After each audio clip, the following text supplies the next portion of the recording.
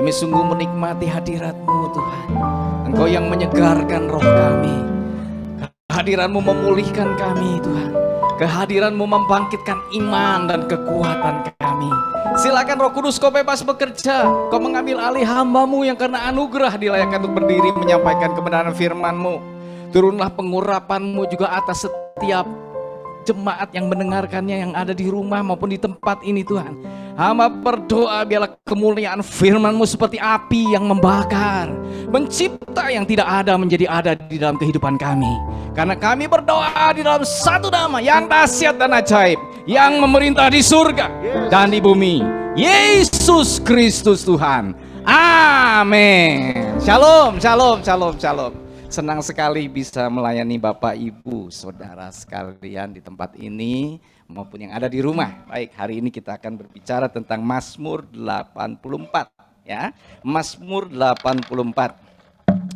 Ya, tema firman Allah hari ini adalah makin kuat, Saudara. Ya, ayat 2 sampai ayat yang ke-8. Mazmur 84 ayat 2 sampai ayat yang ke-8. Betapa disenangi tempat kediaman-Mu ya Tuhan semesta alam. Jiwaku hancur karena merindukan pelataran-pelataran Tuhan. Hatiku dan dagingku bersorak-sorai kepada Allah yang hidup. Bahkan burung pipit telah mendapat sebuah rumah dan burung layang-layang sebuah sarang. Tempat menaruh anak-anaknya pada mesbah-Mu ya Tuhan semesta alam, ya Rajaku dan Allahku. Berbahagialah orang-orang yang diam di rumah-Mu, yang terus-menerus memuji Engkau. Berbahagialah manusia yang kekuatannya di dalam Engkau, yang berhasrat mengadakan ziarah. Apabila melintasi lembah Baka, mereka membuat menjadi tempat yang bermata air. Bahkan hujan pada awal musim menyelubungi dengan berkat.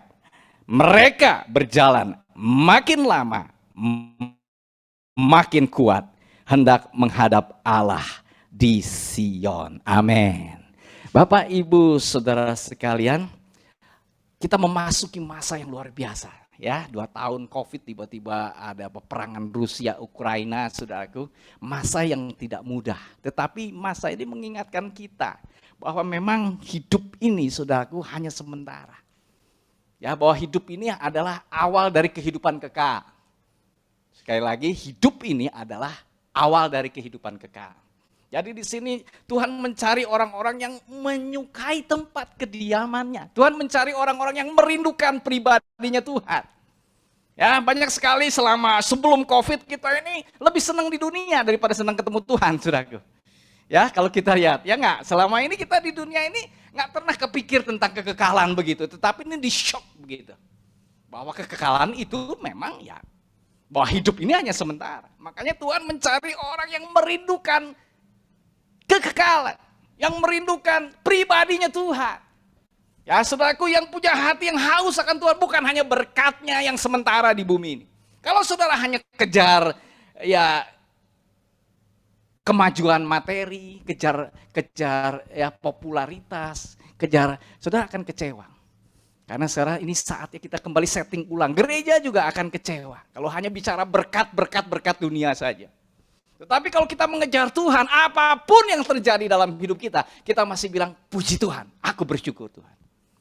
Ya, saudara, di sini dikatakan merindukan pelataran Tuhan, merindukan hadiratnya Tuhan, bukan berkatnya Tuhan, bukan hanya kebaikannya Tuhan, tetapi pribadinya Tuhan.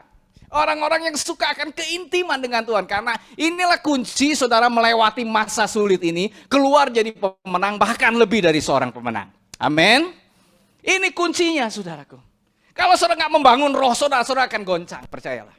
Ada banyak orang yang goncang imannya, saudaraku.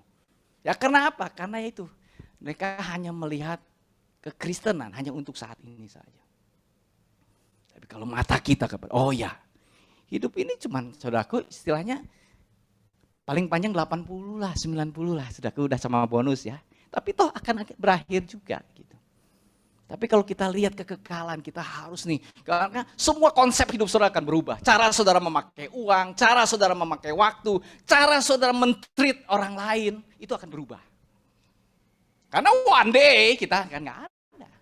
Ya istri saya 2 tahun yang lalu ada tiba-tiba hanya 5 hari saja masuk rumah sakit, selesai.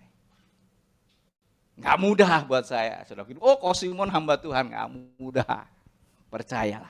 Tetapi karena saya mengerti bahwa ya kehidupan ini adalah awal dari kehidupan kekal.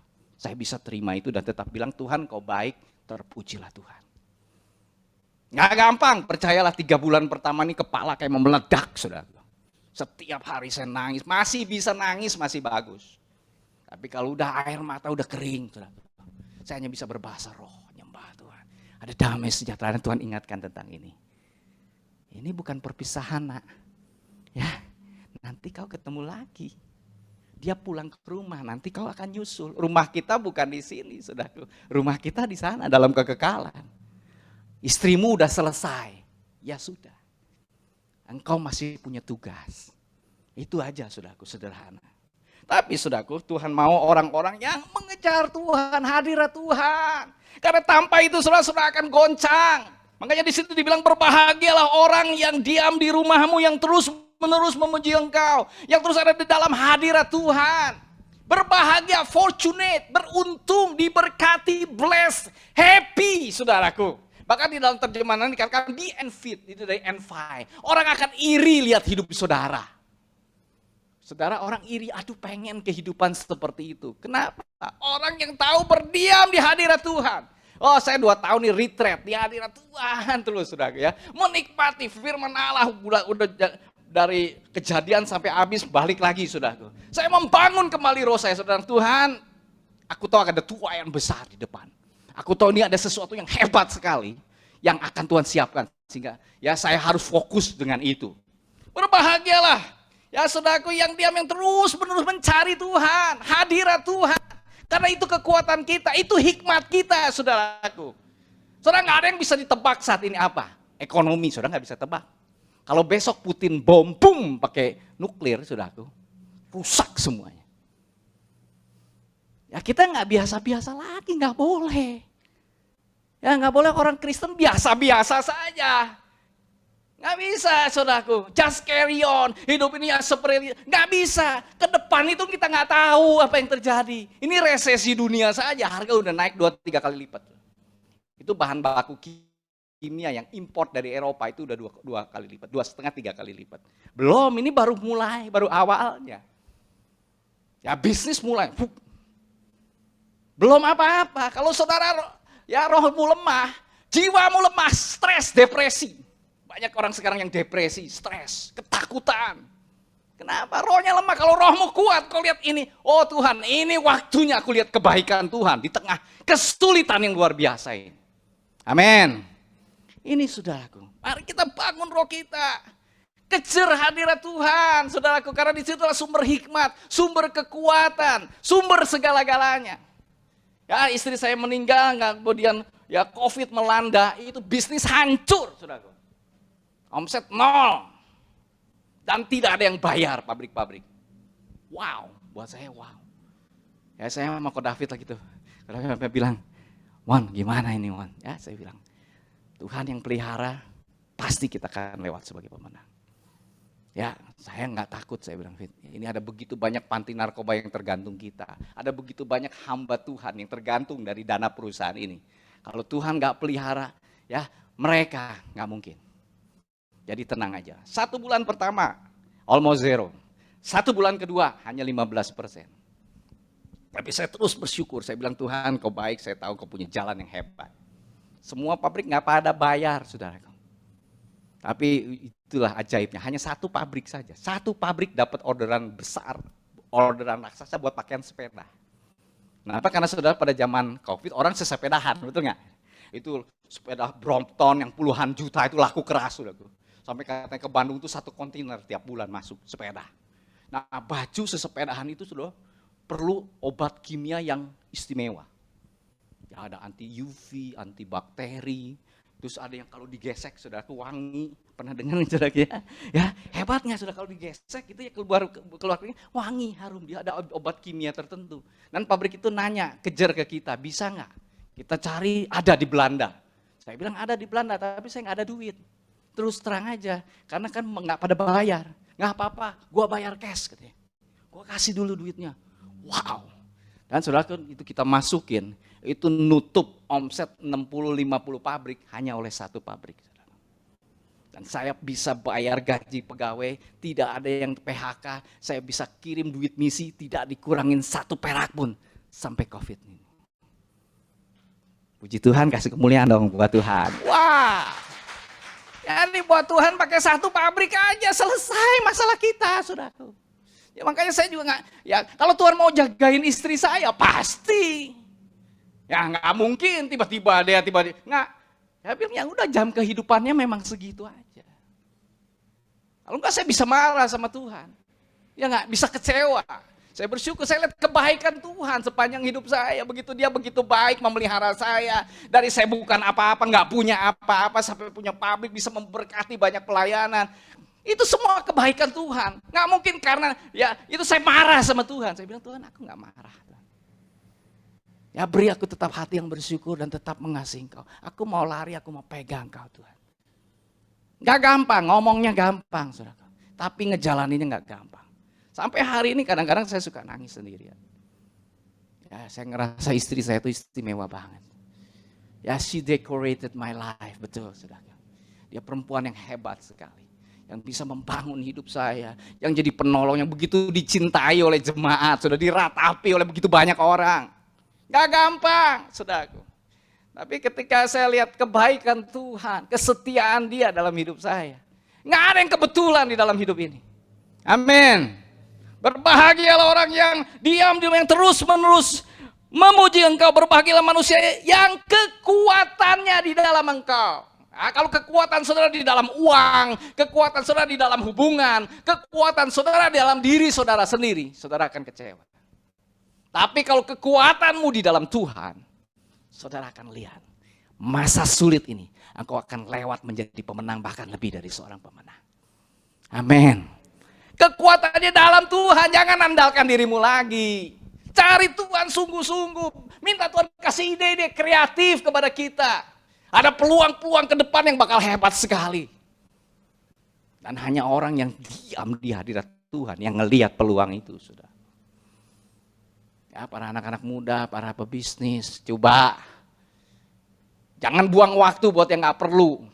Ini udah bukan waktunya lagi kita waktu ya yang ngurusin yang nggak perlu, saudaraku. Banyak kan mau motoran ke Bali pakai motor gede lah ya, main golf seminggu 3 kali, forget it lah. Udahlah. Ini bangun rohmu dulu lah. Bukan berarti itu nggak boleh, tetapi ini bukan waktunya. Tuhan bilang jangan kayak orang bebal, tetapi jadi orang arif. Ya jadi orang yang ngerti ini Tuhan lagi, ini serius ini. Indonesia ini serius, saudaraku. Kita juga perlu berdoa untuk presiden berikutnya. Jokowi udah bagus banget, tapi kalau gantinya nggak bagus, itu back to zero lagi nanti. Kita perlu berdoa sungguh-sungguh supaya Indonesia itu makin hebat. Kita jadi berkat bagi bangsa-bangsa, ngirim penginjil kelas dunia, pendeta kelas dunia. Kita ini kan kelas lokalan semua kebanyakan, betul nggak? Yang bisa jadi berkat bagi bangsa-bangsa. Ya, ini peluang yang luar biasa, yang kekuatannya di dalam Tuhan, yang berhasrat mengadakan ziarah. Di dalam terjemahan Inggrisnya bukan mengadakan ziarah. Whose hearted are the highness to Zion. Jadi artinya hatinya itu menuju kepada Sion. Artinya orang-orang yang betul mencari Sion itu bicara tentang orang yang berkualitas. Kalau Yerusalem itu orang kebanyakan. Orang yang ngejar kehidupan yang lebih luar biasa gitu. Dan ini waktunya. Ini lagi dicari hamba-hamba Tuhan. Ya, pemimpin pujian, pengkhotbah, penginjil, pengusaha yang hatinya tertuju kepada Tuhan. Tuhan itu akan melimpahkan kuasanya dengan tidak terbatas mulai saat ini ke depan, Saudara. Ini pelayanan akan dahsyat sekali, saya bilang. Saya lagi siap-siap nih ya. Mau ke Aceh lagi, ke Kalimantan, Sumba, NTT, Kamboja. Mereka udah nunggu, kok kami udah, ya saya bilang selesai ya Omikron sampai puncaknya saya akan datang. Karena saya ada lihat ini bakal dahsyat banget, saudara. Bakal dahsyat banget. Ya, ini waktunya saudaraku, ya. Apabila melintasi lembah Baka, mereka membuatnya menjadi tempat yang bermata air, bahkan hujan pada awal musim menyelubunginya dengan berkat. Ya, dalam terjemahan Inggrisnya bukan lembah Baka, tetapi the valley of weeping. Artinya gini saudaraku, apabila mereka melewati lembah air mata. Ya, saya ini lewat lembah air mata. Betul. Ya, nggak gampang. Tetapi Tuhan bilang Tuhan akan merubahnya lembah air mata itu menjadi mata air. Wow. Ya, Tuhan akan menggantikan kesedihan saya, kain kabungku. Ya, Tuhan akan gantikan dengan jubah pujian dan pengurapan yang daripada. Saya bilang, Tuhan, aku cari itu. Aku mau jadi berkat sampai nanti aku ketemu istriku lagi, Tuhan. Aku nggak akan ya mengasihani diri self pity, no, never. Ada banyak orang yang perlu ditolong, ada banyak orang yang perlu diberkati, ada banyak orang yang perlu dibangun hidupnya. Itu yang aku akan kerjakan. Orang ini dikatakan melintasi, merubah. Ya, saudara, Tuhan mau saudara mengubah keadaan. Tapi kalau kita aja lemah, kita aja nggak punya kekuatan, kita frustasi, kita depresi, kita kehilangan iman, bagaimana kita bisa membangun iman orang lain? Ya, saya bilang sama jemaat, saya akan makin lu.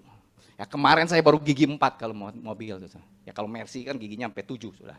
Baru gigi 4, masih ada 3 gigi ke depan pelayanan saya. Saya nggak akan terpuruk, never. Saya akan semakin luar biasa di dalam misi, di dalam pelayanan. Ya sekarang saya pergi misi bisa seminggu, 2 minggu, nggak ada yang nungguin di rumah. Ya. Kalau dulu harus pulang seminggu 10 hari, karena istri saya nungguin. Sekarang kan nggak ada yang nungguin. Saya bisa misi sebulan mungkin di Kamboja. Saya lihat Tuhan, apa aja yang kau mau kerjakan dengan hidupku, aku akan lakukan.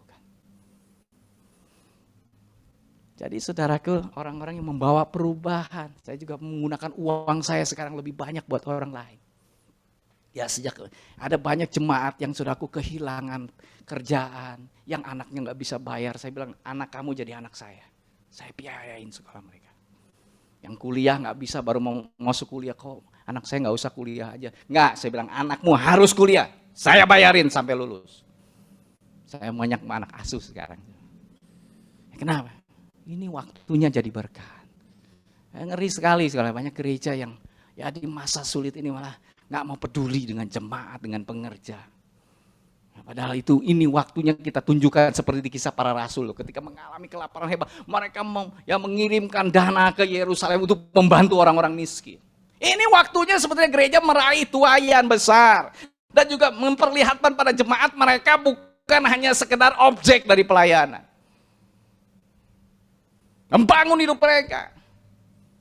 Ya lebih dari 40% income saya sekarang, yang pribadi, ya bukan yang perusahaan. Kalau perusahaan kita pakai udah hampir almost 70%, 80% buat misi.